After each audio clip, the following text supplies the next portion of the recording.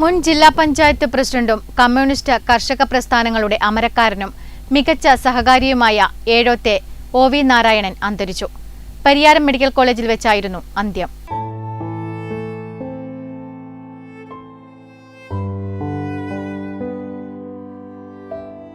ഇന്ത്യയിൽ കമ്മ്യൂണിസ്റ്റ് പാർട്ടിയുടെ കർഷക സംഘം രൂപീകരിച്ച 1958 മുതൽ പാർട്ടിയിൽ സജീവ സാന്നിധ്യമാണ് ഒ.വി. നാരായണൻ. ഏറെക്കാലം മാടായി ഏരിയ കമ്മിറ്റി സെക്രട്ടറിയായി പ്രവർത്തിച്ചു. കർഷക തൊഴിലാളികൾക്കു വേണ്ടി പോരാടി അവരുടെ ആനുകൂല്യങ്ങൾ നേടിക്കൊടുത്ത നേതാവാണ് ഒ.വി. നാരായണൻ.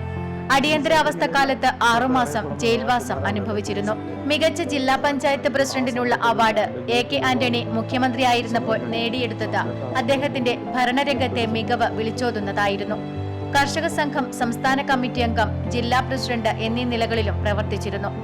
നിലവിൽ മാടായി ഏരിയ കമ്മിറ്റി അംഗമായി പ്രവർത്തിച്ചു വരികയായിരുന്നു. നിയമസഭാ തെരഞ്ഞെടുപ്പ് രംഗത്ത് സജീവമായി പ്രവർത്തിച്ചിരുന്നു. ഒ.വി.യുടെ ദേഹവിയോഗം ഇടതുപക്ഷ പ്രസ്ഥാനത്തിന് തീരാ നഷ്ടമാണ്.